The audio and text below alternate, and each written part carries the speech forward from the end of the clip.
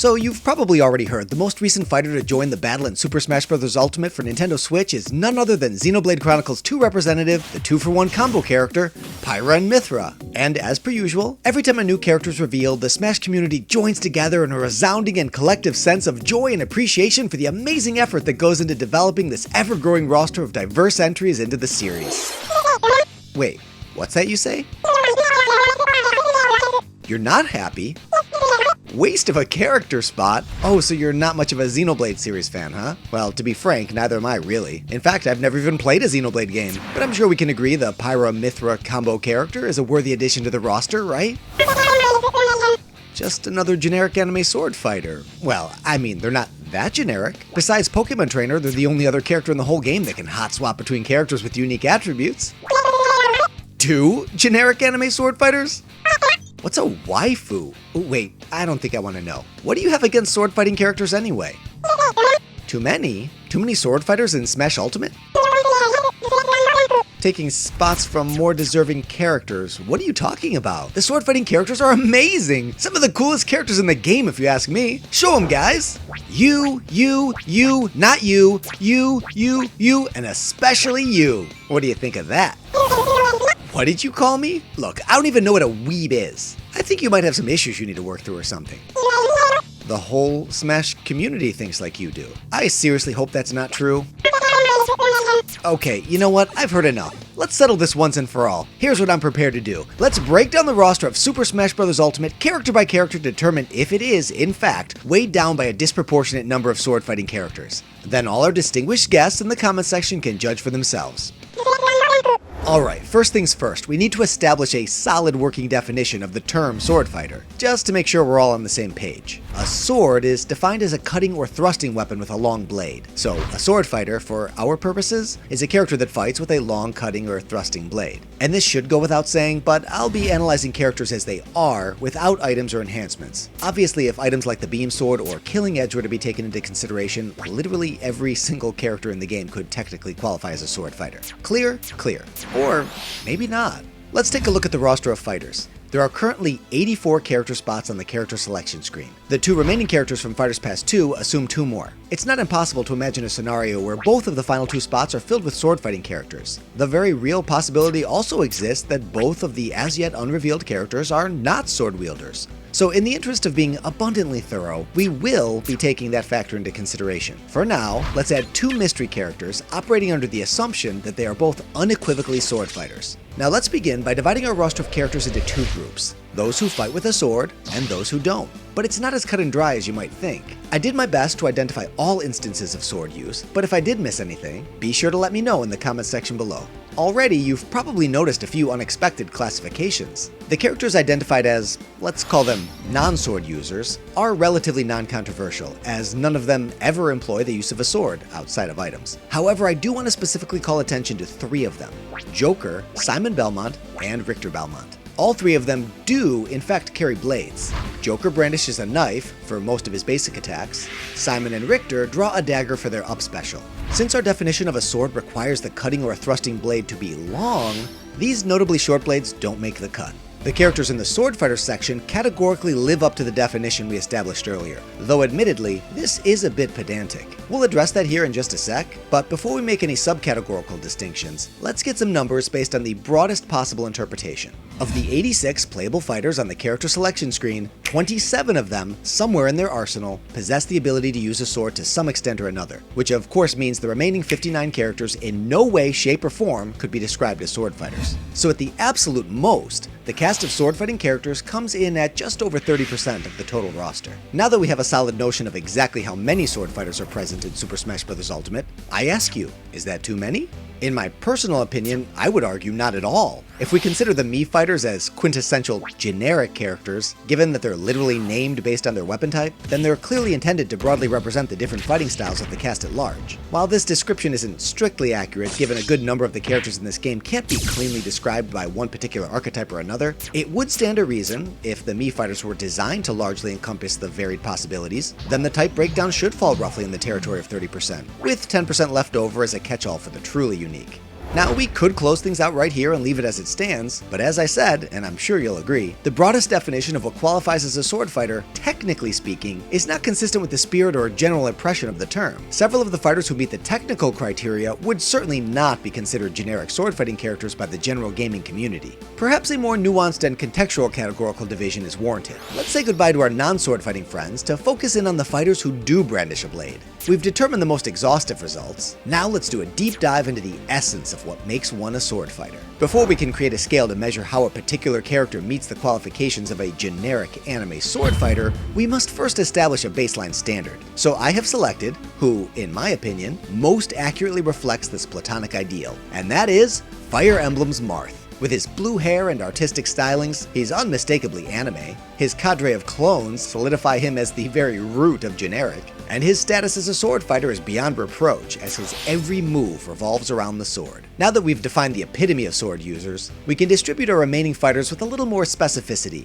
I've separated our sword users into 5 different categories. Characters whose sword use is extremely minimal or limited to a single instance, characters whose actual sword use is somewhat subject to interpretation, characters who fight with a sword, but their movesets center around other attributes, sword-centric characters with supplemental arsenals, and sword fighters pure and true through and through by any metric. Let's start with the least contentious characters, the ones who join Marth as pure, unadulterated, uncompromised sword fighters. Proudly repping Team Sword as Marth's closest counterpart is none other than his own Echo fighter, Lucina. She comes equipped with all the same moves as he does, with some minor balancing tweaks. Next we have Roy, of the non-Koopaling variety. He made his Smash debut in Melee as a slower, stronger clone of Marth. He continues to display his Marth DNA to present day, boasting a fiery array of purely sword-centric techniques. The most original thing about him is his hair color. We follow up with Crom, Roy's Echo fighter. To say he perfectly fits the mold of generic anime sword fighter is to state the obvious, as he shares all the same sword moves as his fellow Fire Emblem fighters. Moving on to Ike. When Roy failed to make the return in Super Smash Bros. Brawl, Ike arrived in his place, but due to their dramatically similar sword styles, and how relatively obscure Fire Emblem was in the West at the time, only the most eagle-eyed of players outside of Japan even noticed the difference.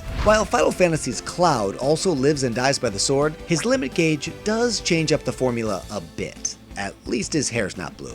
As for Shulk, his Monado arts are a game changer. Literally, Shulk can shift the tide of Smash by speccing himself with different skills courtesy of the Monado's power. Choose from 5 flavors such as Jump, Speed, Shield, Buster, and appropriately enough, Smash. Each art offers its own brand of buffs by tampering with Shulk's stats. So you can customize your style on the fly. Not so generic now, are we? Now for the character whose controversy sparked the discussion that led to this whole analysis, Pyra/Mithra. Our final strictly sword fighter is so pure, she's literally a sword, like canonically. Every single one of Pyra's moves is a sword technique, except for the one that allows her to change into a different character with exclusively sword-related techniques. Yes, she's anime, very anime, and she quite literally could not be any more swordy, but generic? That might be a little disingenuous. With Zelda and Sheik going solo since Smash 4, the Pyra/Mithra pair are poised to fill in the gap.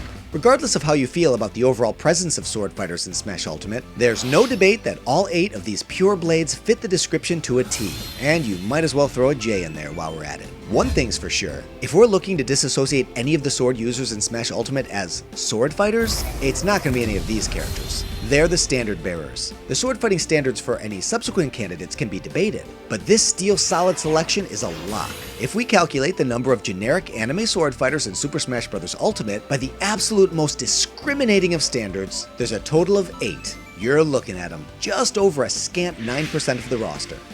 Okay, hold up there. Don't click away just yet, because we're not through. We're only 8 fighters in. I know, the situation's already looking pretty generic, pretty anime, and pretty sword-tastic. All 5 of the first fighters are clones, or echoes of each other. They share moves, techniques, and playstyles. 4 out of 5 of them have blue hair, and they all hail from the same game series. This lot undoubtedly has the most devotional dependence on their swords. But to what extent do the other fighters represent the sword-fighting spirit? Who makes the grade, and who can we cut loose? Let's say we jump to the other end of the spectrum and address the characters who qualify as sword fighters by only the most academic of standards, starting with Kirby. Kirby draws a sword to perform his up special, but that's it, right?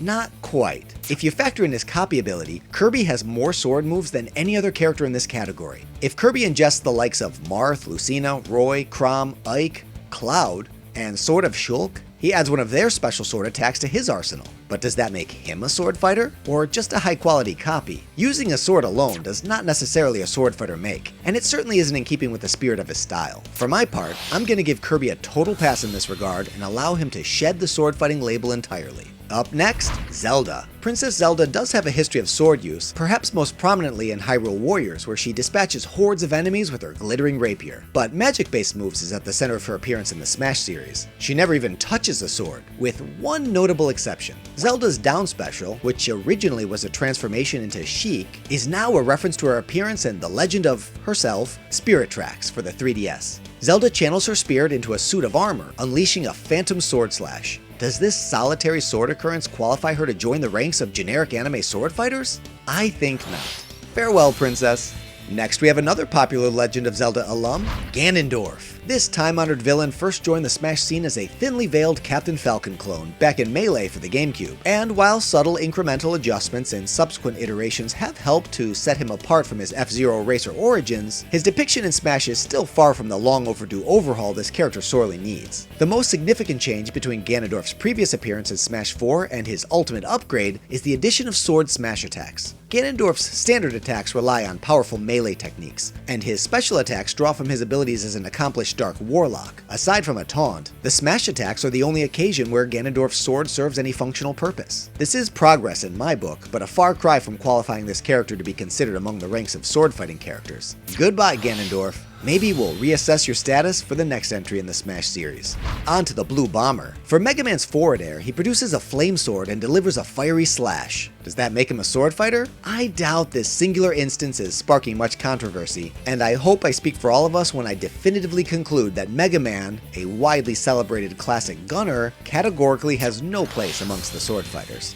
Next on the cutting block, Steve from Minecraft. Steve can indeed be seen swinging a sword for his neutral attack, one of his smash attacks, and an air attack. But because his weapons have limited durability, it's actually possible for his sword to break, subtracting it from his arsenal altogether, rendering him not a sword fighter, should this particular circumstance occur. He also utilizes an axe and pickaxe to at least the same extent as his sword. While his rudimentary sword swipes are undeniably a part of his arsenal, it hardly defines him. The true cornerstone of his style is his Game of Origins namesake, mining and crafting. And with that comes, in my personal opinion, some of the most unique and complicated play mechanics of any character in the game. Even if you were to determine his limited sword use is enough to keep him in the sword fighting crowd, you'd be hard pressed to argue that he's generic in the slightest, or anime at that. I'd say that counts Steve out of candidacy for the title of sword fighter as it relates to his appearance in Smash. That's 5 relatively non-controversial characters stripped of their sword fighter status. The next category, however, is much more a matter up for debate. Characters whose qualifications as generic anime sword fighters is really a matter of interpretation.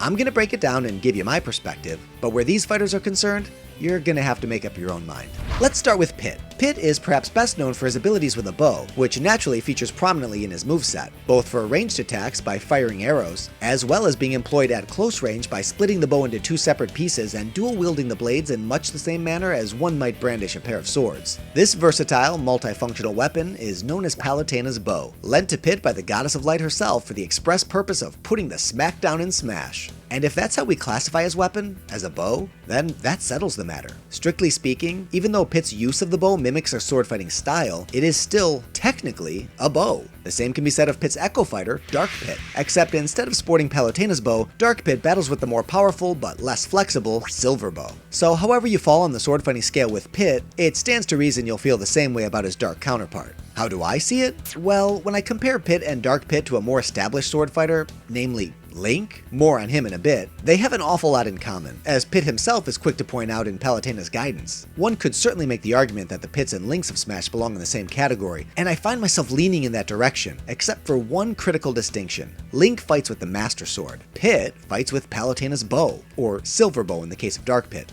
How can Pit or Dark Pit be classified as sword fighters when they don't even officially have swords? It's a technicality, I know, but that doesn't make it any less true. So off you go, Pit and Dark Pit. Better luck in the generic anime bow and arrow video. Now onto Byleth. Generic? Check. Anime? Check. Sword fighter? Not so fast. After analyzing Byleth's moves, I'm strongly tempted to dismiss this character from Swordfighter contention altogether. Not only does their sword represent a fraction of their moveset, but I failed to find even a single instance of it actually functioning as a sword, resembling more the offensive traits of a whip. One of Byleth's signature qualities that really distinguish them from the other Fire Emblem fighters is actually the wide variety of weapons they wield. In addition to the Sword of the Creator, Byleth also has access to a bow and arrow, a spear, and an axe, pretty much representing the entire Fire Emblem weapons triangle right there. There is, however, one undeniable nagging quality that prevents me from cutting them loose outright, and that is the optics. While Byleth's sword might be purely cosmetic, one need only look at it to clearly see that they are indeed holding a sword the vast majority of the time. If we read between the lines, Byleth is clearly not just another generic blue-haired anime Fire Emblem sword fighter. But let's face it, if you judge this book by the cover, Byleth is absolutely just another generic blue-haired anime Fire Emblem sword fighter.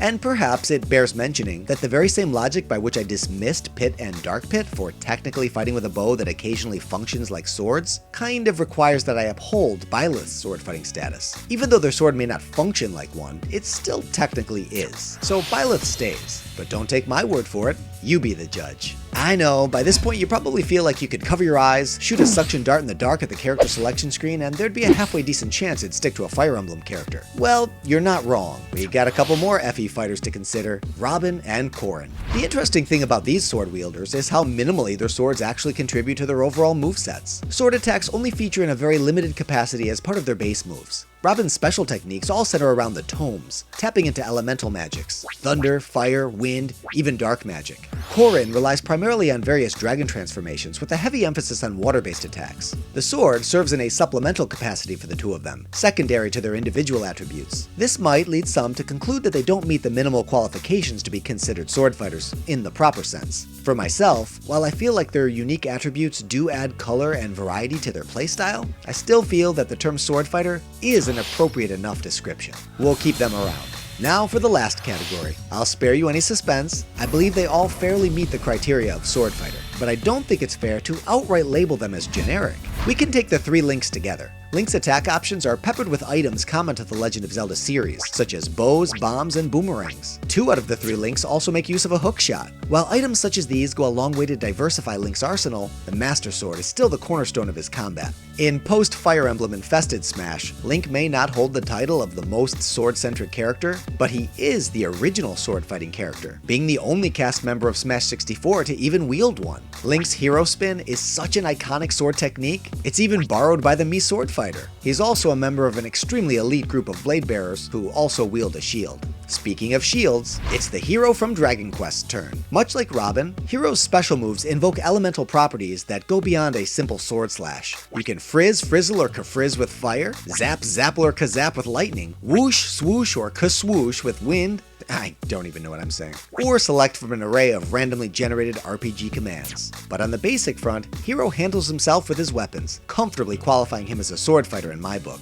And if we're taking other qualities into consideration, the main character designer for Dragon Quest is Akira Toriyama, famous for creating the Dragon Ball series. That's just about as anime as it gets. And Hero is generic enough that you can seamlessly swap between 4 different Dragon Quest characters from completely different games without it making the least bit of difference. He's so generic he doesn't even get a name, just a quintessentially generic moniker. So there is that. Stepping up to the plate is Final Fantasy favorite, Sephiroth. His sword is so long, he gives the Belmonts and Min Min a run for their money. He's probably just as closely associated with his sword as Cloud is with his Buster. So why did Cloud qualify as a pure sword fighter, but Sephiroth did not? Well, it's simple really. He's got a couple of moves that don't involve his sword, but he's very much obviously a sword fighter, right? Moving on. Now for Meta Knight. This blade-brandishing blue ball bears all the signature sword-slashing skills of a straight-up swashbuckler, but he too falls shy of true by virtue of a few swordless specials. Still, there's no denying Meta Knight a much-deserved spot amongst the sword fighter ranks. And now, at long last, we reach the final character for consideration, my personal main, the Mii Swordfighter. So why, you may be wondering, is Mii Swordfighter not with the pure blades? Well, even though Swordfighter is in the name, and they're generic by design, their unique customizability grants access to a variety of non-sword related techniques. So how exclusively dependent the Mii Swordfighter is on their sword is a product of how you elect to build them out, which the option to do in and of itself is a pretty distinguishing feature. Ironically, the decision to make this intentionally generic Swordfighter customizable actually goes a long way to making them quite original. If we tally up the total, according to my assessments, that gives us 18 sword fighters in Smash, or 21%, that reasonably match the archetypal description. But even amongst this crowd, I hope I've managed to convey how much variety they exhibit when we scratch beneath the surface and consider their unique individual qualities. Thank you if you stuck with me for this entire video. Now it's time for you to weigh in. Maybe you agree with me, or maybe you still think there's too many generic anime sword fighters in Smash. But I hope at least, in some small way, I managed to convince you that the sword fighting characters are an integral part of shaping the Smash landscape. If you come away from this discussion with anything, I want to leave you with one final thought. The issue has never been too many sword fighters in Smash. It's that there's way too many Fire Emblem characters. This is Hero TJ signing out. Thanks for playing.